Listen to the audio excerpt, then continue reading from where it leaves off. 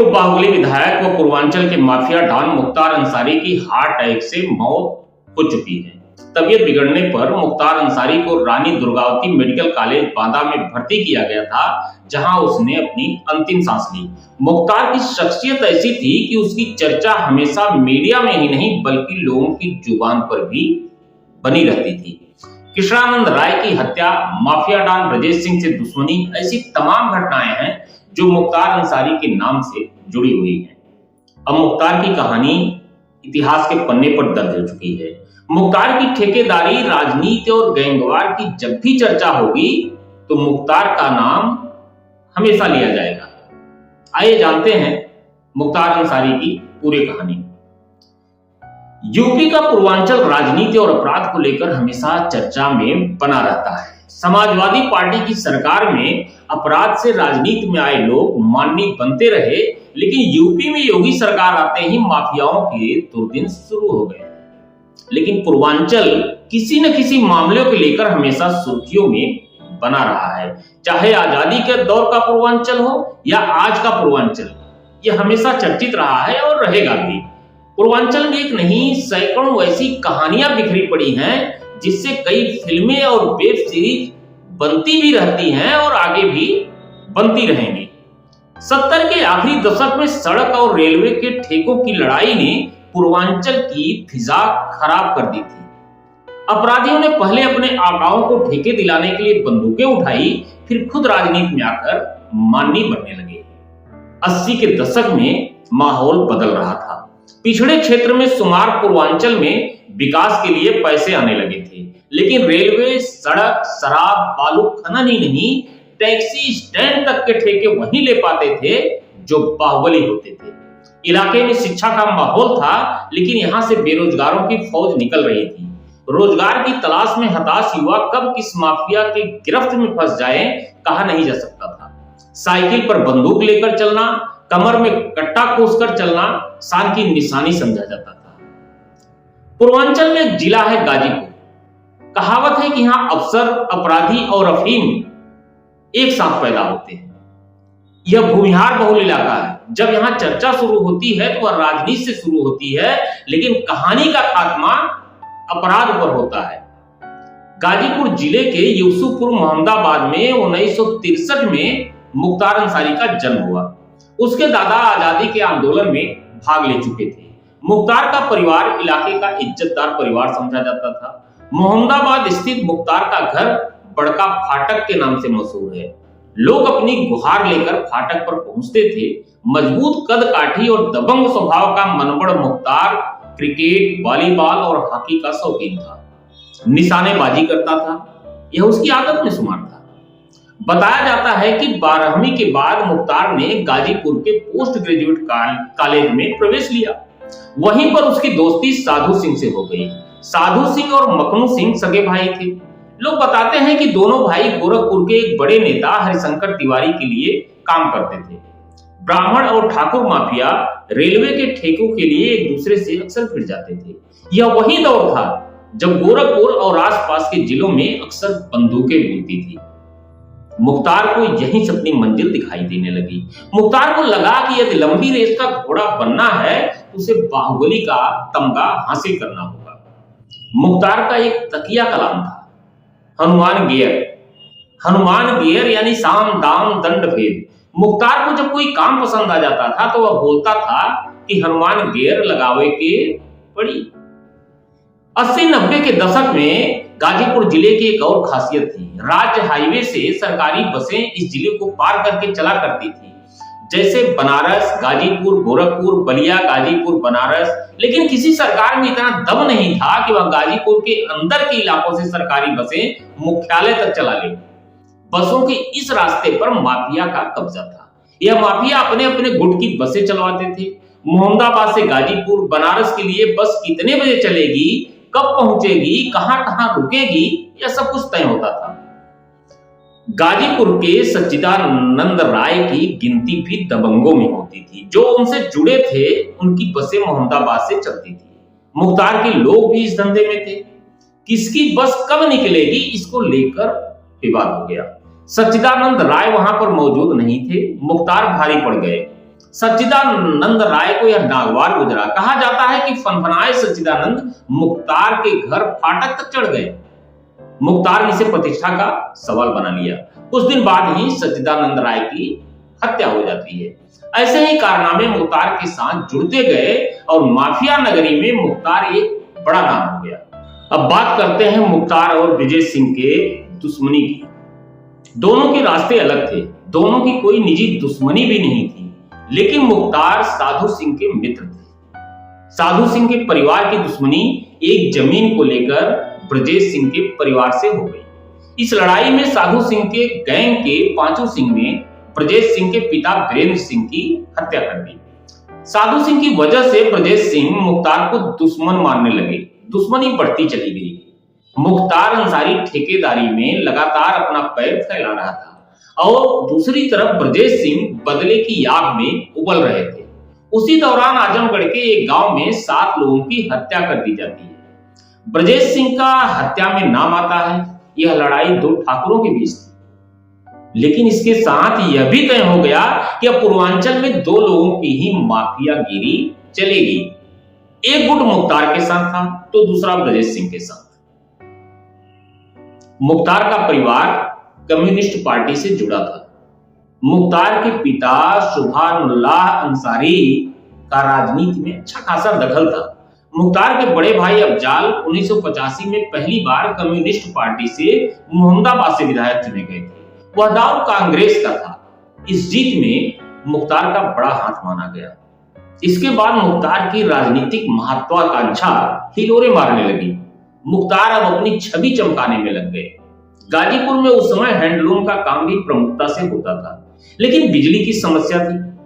मुख्तार ने इसे मुद्दा बना लिया। उन्होंने अफसरों पर दबाव बनाया कि उन्हें तय करना होगा कि इलाके में बिजली कितने घंटे आएगी। इसका असर दिखने लगा। लोगों को लगने लगा कि मुख्तार उनके लिए लड़ सकते हैं।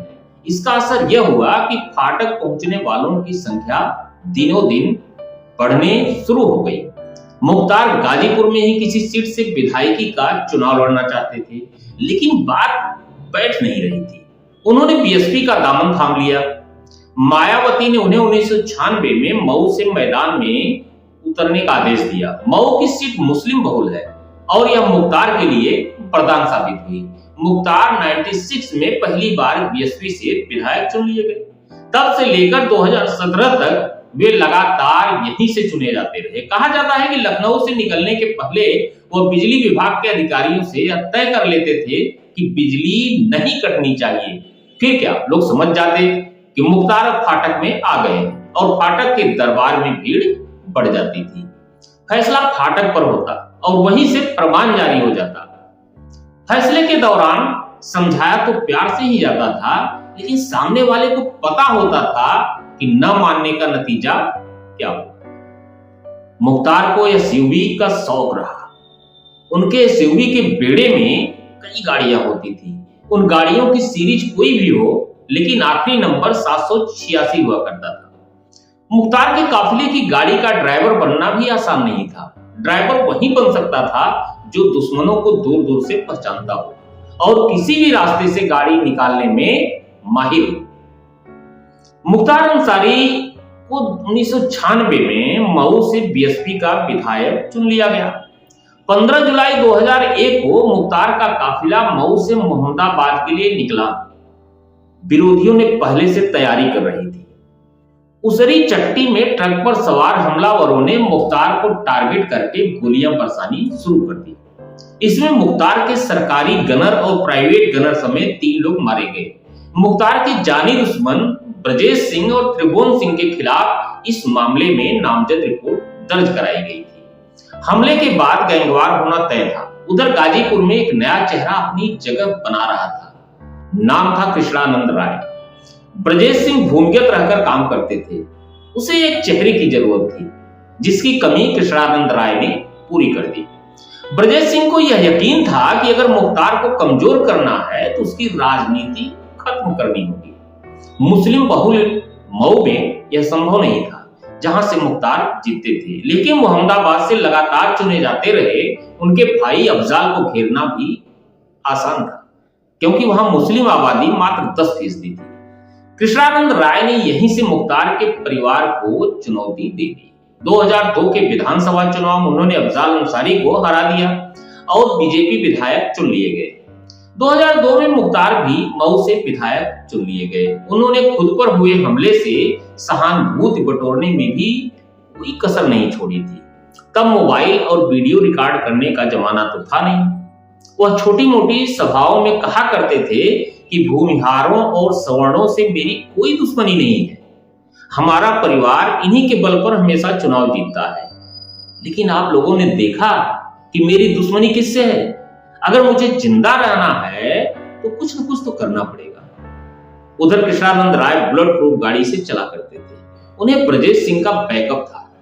उधर आरोप लगा कि मुख्तार अंसारी सेना के भगोड़े से LMG खरीदने की जुगत में लगे हैं। उन पर पोटा के तहत केस दर्ज करने वाले STF में डिप्टी SP शैलेंद्र सिंह ने दावा किया था कि उन्होंने मुख्तार को यह कहते हुए सुना था कि कृष्णानंद राय की बुलेट प्रूफ गाड़ी सामान्य राइफल से भेदी नहीं जा सकती है, इसलिए LMG का इंतजाम करना है। इसके लिए 1 करोड़ में सौदा तय हो रहा था। शैलेंद्र सिंह ने केस दर्ज कर LMG भी बरामद कर ली थी, लेकिन मुख्तार को गिरफ्तार करने की हसरत अधूरी रह गई। उन पर इतने दबाव पड़े कि उन्हें इस्तीफा देना पड़ा। उन पर मुकदमे भी ला दिए गए। अब योगी सरकार ने उन पर लगे मुकदमे वापस लिए हैं, लेकिन नौकरी की अवस्था वह पार कर चुके, इसलिए बहाली पर विचार ही नहीं हो पाया। 2002 में विधायक चुने जाने के बाद कृष्णानंद राय की पब्लिक डीलिंग बढ़ गई थी।